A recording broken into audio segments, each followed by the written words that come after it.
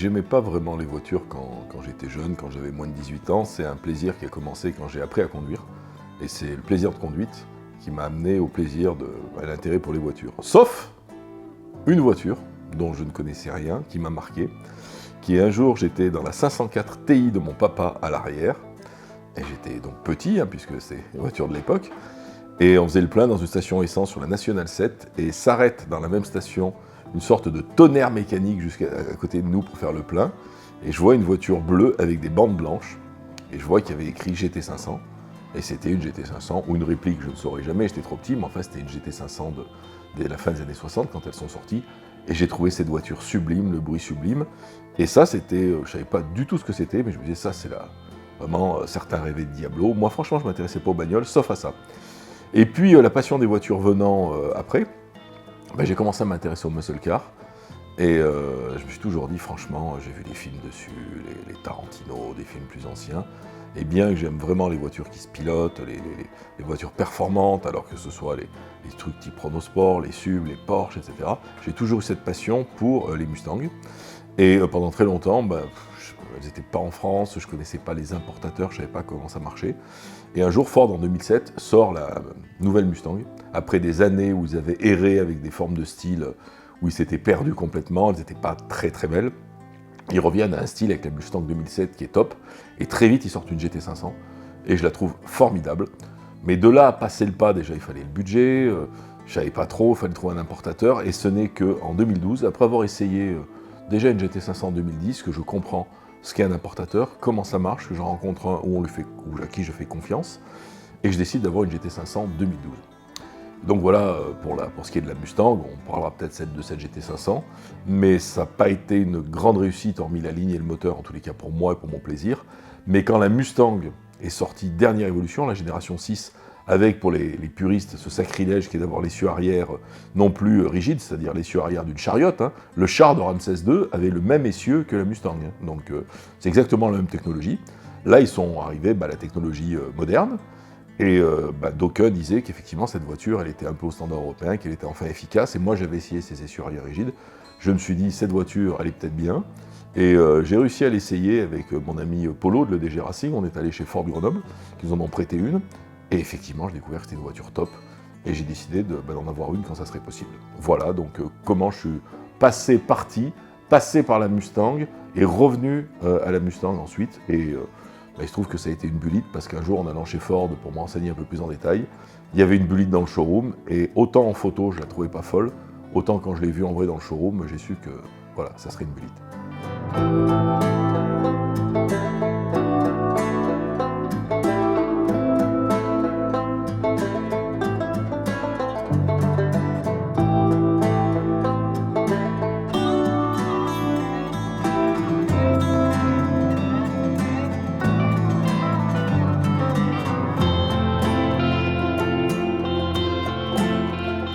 Alors la Mustang Bullitt, c'est une auto qui est évidemment une légende, que l'on doit à Steve McQueen et au film du même nom, Bullitt, qui est sorti en 68. Et pourquoi ce film, qui est pas mal objectivement, qui est un film policier, qui a une bonne musique de Léo Schifrin, etc. Moi, c'est pas un film qui me rend dingue, c'est une intrigue, un très bon film, mais par contre, ce qui a marqué tout le monde, c'est la poursuite mythique entre la voiture de Steve McQueen, la Mustang, et la Dodge Charger noire, la poursuite hallucinante, 10 ou 12 minutes de poursuite dans le film, enfin un truc complètement fou. Et cette Mustang énigmatique, qui était verte, aucun logo dessus, alors Wikipédia expliquera à tout le monde ce qui s'est passé, mais enfin McQueen voulait des Mustangs pour le film, il voulait faire pas mal de choses avec, Ford trouvait que ça allait donner une mauvaise image de la Mustang, il n'a pas voulu, donc McQueen a dit c'est pas grave, j'ai de l'argent, moi je les prends, et puis Ford, allez vous faire voir, on va enlever tous les logos, et personne ne verra que c'est une Ford. Enfin bon, c'était une Mustang, et il se trouve qu'elle était verte, alors je sais pas pourquoi, peut-être il aimait la couleur, mais en tous les cas, il y a eu 3 Bullitt pour le film. Aujourd'hui, on n'en connaît plus qu'une, qui s'est vendue, qui est ressortie d'ailleurs très clairement quand la Bullitt 2019 est sortie, et qui a été vendue 2,5 millions. Donc c'est une voiture, la Bullitt originale, avec un gros moteur, assez sportive, ce qu'aimait McQueen, qui était quand même un très très bon pilote, il aimait les voitures, boîte méca. Et donc, finalement, malgré le désaccord entre McQueen et Ford, ce film a fait probablement la meilleure campagne de pub pour la Mustang, à tel point que Ford a décidé de rendre hommage régulièrement et 3 fois à la Bullitt, pour les dates anniversaires du film. Donc, je crois une première fois au début des années 2000. Donc avec une voiture qui était pas mal, mais sur le look de la Mustang qui ressemblait à rien. Sur la Mustang 2007, très jolie voiture. Toujours un petit peu plus de puissance, toujours la boule de levier de vitesse blanche. Et puis cette série-là qui est sortie en 2018. Donc là, pour les 50 ans du film Bullitt. Et qu'ils ont sorti, ils ont toujours donné donc 7 couleurs. Il faut savoir que la Bullitt 2018 existait en 2 couleurs. Elle existait en noir et en vert. J'en ai vu des noirs, et il y a même eu une version extrêmement rare en Kona Blue qui est sortie, sans bande et rien, qui a dû sortir qu'aux États-Unis pour une raison particulière qui m'échappe. Mais en gros, c'était noir ou vert. Évidemment, la plupart des gens ont pris vert, avec des jantes qui sont des jantes spécifiques à la Bullitt, qui rappellent les jantes de la version 268, le levier de vitesse avec la boule blanche, le tableau de bord, imitation alu brossé, et toujours un petit plus, parce que c'est des voitures qui étaient un peu plus sportives que les Mustangs de série. Donc qu'est-ce qu'elle a, celle-là de plus ? Eh bien, par rapport au moteur 5 litres de 450 chevaux de la version 2018, on a toute l'admission, le gros filtre à air conique, toute l'admission de la GT350. On a quelques autres améliorations sur le châssis, par exemple, et c'est une voiture qui, aux États-Unis, faisait pas loin de 480 chevaux, un petit peu plus, et qui, en Europe, est donnée pour 460 chevaux, à cause de normes anti-pollution. Toutes celles que j'ai connues qui sont passées au banc en Europe, donc les versions européennes à 460 chevaux, font entre 470 et 400, un petit peu moins de 480 chevaux. Donc des voitures quand même assez puissantes. Donc voilà, elle a cette évocation-là, elle a l'intérieur noir avec le petit liseré vert, donc elle évoque parfaitement bien, aucun logo Ford. Donc à la place, ils ont mis des logos Bullitt, mais aucun logo Ford. Voilà, c'est une voiture à la fois sportive, mais extrêmement racée, par son style et par sa couleur.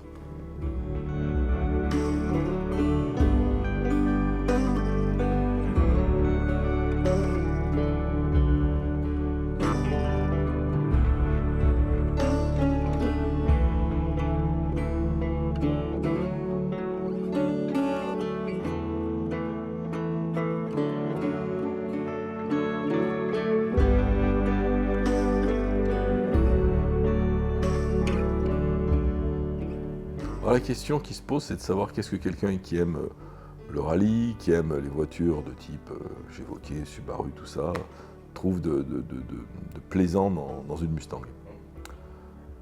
Il y a, comme toute passion, comme tout plaisir, l'automobile comme toute autre chose, mais en particulier l'automobile, il y a une part d'irrationnel. Donc moi, ce que j'aime avant tout dans les Mustangs, c'est que j'ai une Mustang, parce que j'aime bien les Mustangs. Voilà. Bon, on pourrait me dire, ça pourrait être une trip, est-ce que j'en aurais une quand même ? Alors j'ai eu une semi-trip, la GT500, que j'ai pas gardé longtemps, mais il y avait quand même ce plaisir de l'avoir dans le garage, qui sont des autos qui ont un look fantastique. Donc première chose, il y a un look. C'est une auto qui, en fait réellement, première chose, j'aime les muscle cars, donc ça me fait plaisir. Il se trouve que celle-ci, c'est une super muscle car, très beau look. Deuxième chose, il y a un son. Mais alors, vraiment, la grande surprise avec cette édition-là, de la Mustang en général et de la Bullitt en particulier, c'est que c'est une auto qui délivre une performance routière vraiment étonnante. Sur le plaisir, les Américains ont toujours eu une technique particulière, ils n'ont pas toujours fait les voitures les plus performantes. Les muscle cars ne sont pas forcément des voitures performantes, sauf en ligne droite pour faire des runs, mais même d'autres sportives américaines étaient peut-être moins performantes que certaines européennes, mais en termes de plaisir donné au volant, de ce qu'on donne aux conducteurs, les Américains, ils savent vraiment y faire, vraiment donner beaucoup de plaisir. Et donc là, c'est une auto qui donne à la fois beaucoup de plaisir et beaucoup de performance. C'est une auto qui freine extrêmement bien, qui a une très bonne direction, qui, contrairement à toutes les autres Mustangs que j'ai conduites des générations d'avant, motrices, parce que c'était vraiment jusqu'en 4e, 5e, on peut, alors avec une GT500 d'avant 2016, on peut perdre la motricité, même sur le sec. Donc ce sont des autos qui donnent ce plaisir, mais aussi de la performance, et on peut, comme on le voit dans la vidéo, on peut vraiment rouler avec efficacité, et c'est une auto qui répond exactement à tout ce qu'il faut faire. La placer sur les freins, réaccélérer au bon moment, elle est vraiment de façon, mais alors, extrêmement étonnante. On n'attendrait pas du tout ça d'une Mustang. On peut aller dans les routes de montagne, voir certaines petites routes, alors il y a le poids de la voiture, mais c'est ce plaisir-là que ça donne, et je dirais que l'effet de la poussée, parce qu'on a quand même un très gros moteur avec des watts, et beaucoup de couple, donné à l'efficacité générale, à la ligne et au son, donc efficacité, poussée, son et ligne, ça fait quand même beaucoup pour une bagnole, c'est joli, ça pousse, ça fait un joli bruit, et c'est performant. C'est peut-être pas une GT3, c'est peut-être pas une Mégane RS, mais quand même, on a la banane, pour pas dire pire, et on est très content au volant. Voilà ce que j'aime.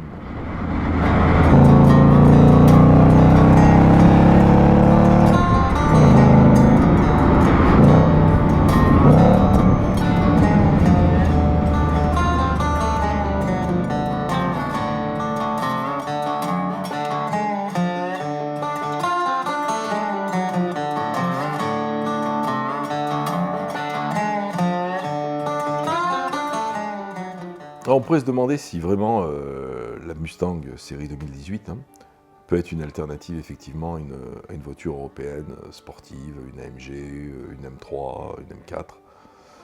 Ça dépend vraiment quel type de conducteur on est et quel est son plaisir. Si on est vraiment quelqu'un, un bolideur, qui aime vraiment bolider, petite route, circuit, le mix des deux, etc., et qu'on a la possibilité de se payer une voiture, la réponse est non. Non, clairement non. On va être déçu, c'est une auto qui est lourde, alors on parlera des qualités après de la voiture, qui par contre freine extrêmement bien, mais on va être déçu. Si on a la chance de pouvoir avoir deux voitures sportives, alors là oui. Alors là oui, parce que c'est une auto qui malgré tout est extrêmement rigoureuse, comme je le disais, qui a un train avant qui est pas, par exemple, on parlait de la M4 a un train avant de fou, mais qui a un train avant, enfin, il faut oublier tout ce qu'on dit, alors surtout ceux qui les ont jamais conduites, sur les Mustangs. Alors oui, ça a été vrai, des fers à repasser, alors c'était beau, ça faisait un joli son. Oui, ça a été vrai, dans les années 2000, ça motrissait pas, ça freinait pas. Alors pour se balader, faire glou en montagne, ce qui est un plaisir, c'est pas le mien, mais c'est très bien. Pour bolider, non, il ne fallait pas, c'était pas la voiture vraiment, sauf à l'améliorer. C'était vraiment pas fait pour ça. Mais aujourd'hui, c'est vraiment une auto. Vraiment, je prends le contre-pied de ce qu'on peut entendre sur les Mustangs. C'est fini les voitures qui tiennent pas la route, elles tiennent extrêmement bien la route. Tu as pu voir qu'elles motrissaient d'enfer. Et moi, je les roulais pas mal sous la pluie. Alors, d'origine, Ford l'équipe en Michelin PS4S. Donc, excellents pneus. Sous la pluie, pour peu qu'on soit pas totalement débile et qu'on ait un cerveau, c'est-à-dire qu'on n'accélère pas comme un con les roues braquées, c'est une auto mais qui motrice. On ne perd pas la motricité. Et même là, on a roulé aujourd'hui en mode track, c'est-à-dire avec toutes les aides déconnectées, on n'a jamais perdu la motricité, ou si on la perd, c'est qu'on va le provoquer. Donc, auto très efficace qui ne répond pas à ce qu'on dit sur les américaines. Si quelqu'un en doute, eh bien, il vient nous voir, on ira faire un tour dans le Vercors, il verra que ce sont des autos performantes. Donc, ben voilà, c'est par rapport à une européenne, c'est une alternative. Effectivement, celui qui aime la balade rapide, c'est une auto qui est très confortable, qui est extrêmement bien équipée, siège ventilé, siège chauffant, il y a tout le bazar, une super sono. Donc celui qui n'est pas tourné à fond vers le sport, mais vers le grand tourisme, oui, ça peut être une alternative à une européenne. Celui qui est très sport, non, il lui faudra aussi une voiture très sportive pour assouvir sa passion.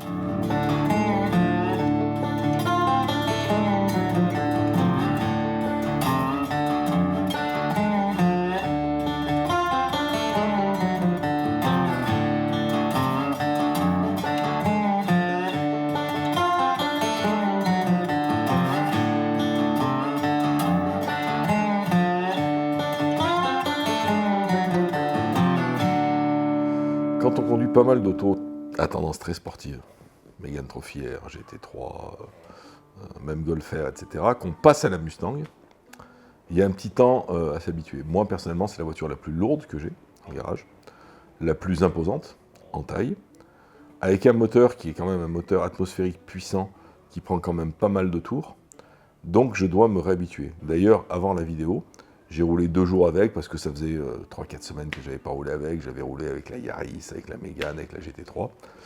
Et pour me réhabituer, reprendre mes marques, et on voit même il y a une différence entre ce matin et cet après-midi. Je suis vraiment re-rentré dedans. Donc on ne peut pas être un conducteur qui n'a pas de cerveau, qui envoie et qui s'appuie beaucoup sur les qualités de la voiture. Il faut prendre en compte son poids. Mais une fois qu'on prend ça en compte, qu'on freine un peu plus tôt, on doit avoir vraiment bien soigné ses trajectoires compte tenu du poids, parce que la voiture, même si elle a un très bon train avant, et c'est pas une voiture qui prend du roulis, elle a un très bon comportement, elle est pas mal dans le vertical, elle va être saturée, donc on a les suspensions Magnetic Ride, ça il faut le dire, donc on a des suspensions, plusieurs modes pour adapter, et les Magnetic Ride c'est vraiment extrêmement bien, c'est les suspensions pilotées américaines qui sont vraiment extrêmement bien, qu'on retrouve sur les Corvettes, qu'on retrouve sur pas mal de caisses américaines, voire même chez Audi aussi. Donc ça, c'est assez efficace. Donc c'est une conduite à la fois extrêmement précise d'école de pilotage. On l'inscrit bien, on la place bien, on débraque, on réaccélère. Mais en même temps, c'est une auto qu'il faut laisser un peu vivre. Faut pas, à des moments, le poids va nous emmener un petit peu. Alors quand je dis laisser vivre, c'est pas une auto qui fait des écarts de 2 mètres. Faut pas. Mais c'est pas une auto contre laquelle on se bat, c'est une auto qu'on accompagne et qu'on guide. Si tu me permets une analogie, comme un cheval. Elle est bien bonne celle-là. Non, mais c'est un peu ça. Le cheval, c'est un être vivant, donc évidemment, il y a quelqu'un qui est dessus, qui lui dit ce qu'il faut faire, mais il y a la part liée à l'animal, et le couple animal-cavalier, et là on parle d'un cavalier d'exception, Je pense que dans mon jeune temps, on m'appelait John Wayne. Non, j'ai fait un peu de cheval, mais j'étais une vraie burne. Mais par contre, j'aime beaucoup les chevaux. Mais ceci étant, l'analogie est là quand même, c'est une auto qui a sa personnalité, et il faut en tenir compte, il faut vivre avec, c'est pour ça qu'il faut toujours un petit peu de temps pour entrer dedans, et que tu as vu vraiment cet après-midi, ben voilà, ça y est, et la voiture, elle ne va pas te surprendre. Si tu appliques les bonnes règles de pilotage, si tu prends en compte les caractéristiques positives et négatives de la voiture, du coup, ça donne des cadences de fou, sans aucune surprise, sans aucune frayeur, sans aucune perte de quoi que ce soit, mais il faut la laisser, elle a sa détente à elle, elle a son inscription à elle. Voilà, donc on est un conducteur de Mustang, et voilà ce qu'on devient quand on prend le volant de la Mustang, donc il faut toujours un peu de temps.